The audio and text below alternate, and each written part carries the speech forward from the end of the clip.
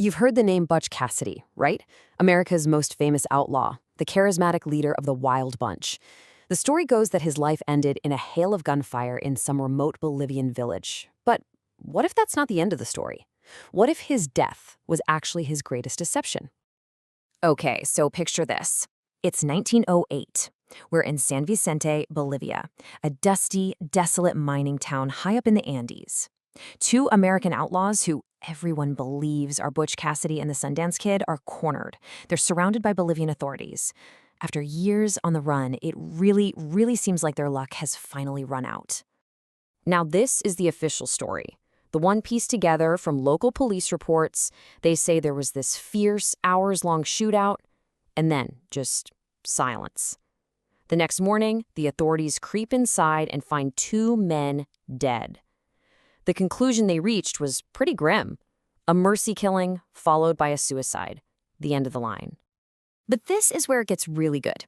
Because when you start to look closer, that official story, it starts to crumble. For over a century now, this one tantalizing question just refuses to die. What if Butch Cassidy didn't die that day? What if he pulled off one last brilliant escape?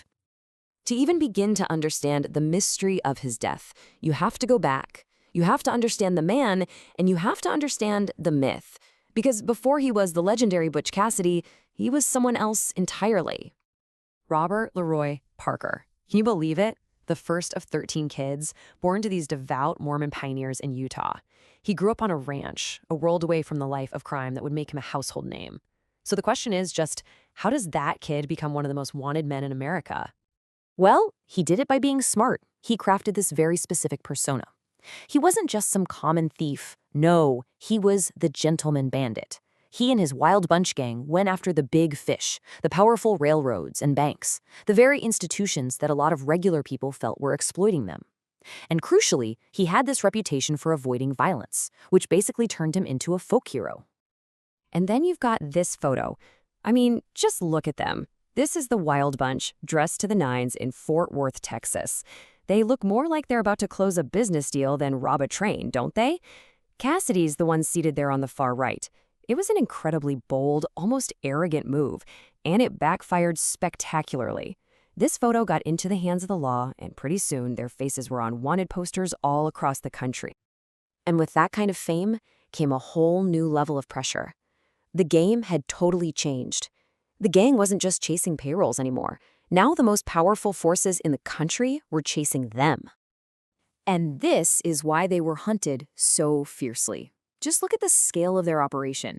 We are talking about train and bank robberies, netting them sums that are absolutely astronomical in today's money. This wasn't petty crime. This was a highly organized and very profitable criminal enterprise.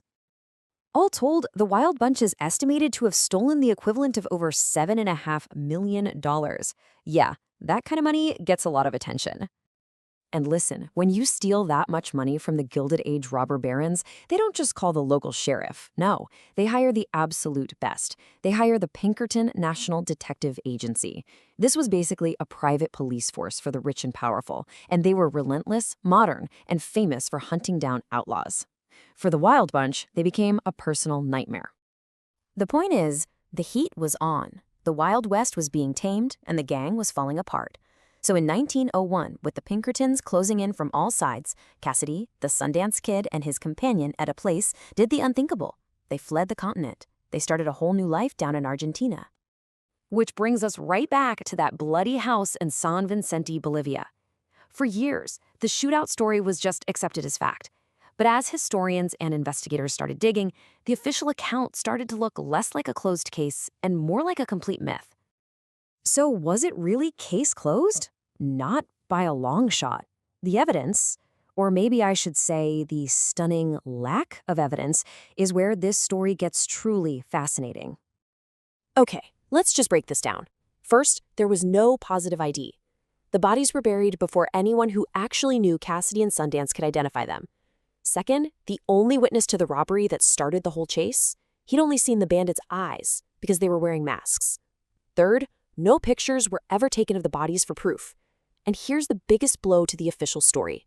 In 1991, a forensic team dug up the supposed grave. They found remains all right, but DNA testing proved they did not belong to Cassidy or Sundance. So who is in that grave? So, with the official story basically crumbling, a new, much more exciting narrative starts to take shape. This one is fueled by sightings, whispers, and some pretty startling claims from the people who knew him best. This timeline just shows you how long these stories kept going. We're talking decades after he supposedly died. In 1925, his own sister Lula swore that he came home for a family visit.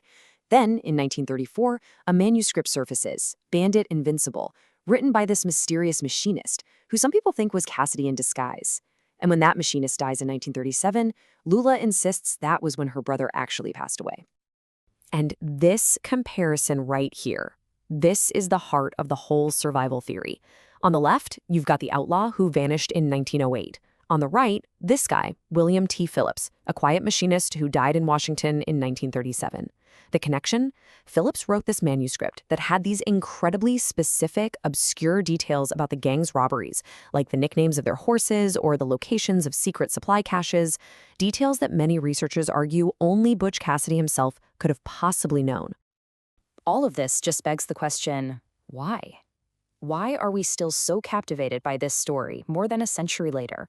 Why do we want to believe that he got away with it? Well, maybe it's because of quotes like this one. His sister said this is what he told her during that supposed visit in 1925. It paints this picture not of some triumphant folk hero, but of an old man just filled with regret. It humanizes the legend, and it makes the idea of him surviving to find some kind of peace that much more compelling. Ultimately, I think the mystery endures because, for a lot of people, Butch Cassidy was the good-hearted bad guy. He was the gentleman bandit who stood up to the faceless corporations and banks. He represented a kind of freedom that was disappearing from the world. And in our collective imagination, he deserved to win. He deserved to outsmart the Pinkertons, the posses, and even fate itself. So, in the end, who was he? Did his story end in that Bolivian shack? Or did he live out his years in peaceful anonymity? Was he a legendary outlaw finally cornered by the law? Or was he the master of the ultimate disappearing act? That's a question history may never fully answer.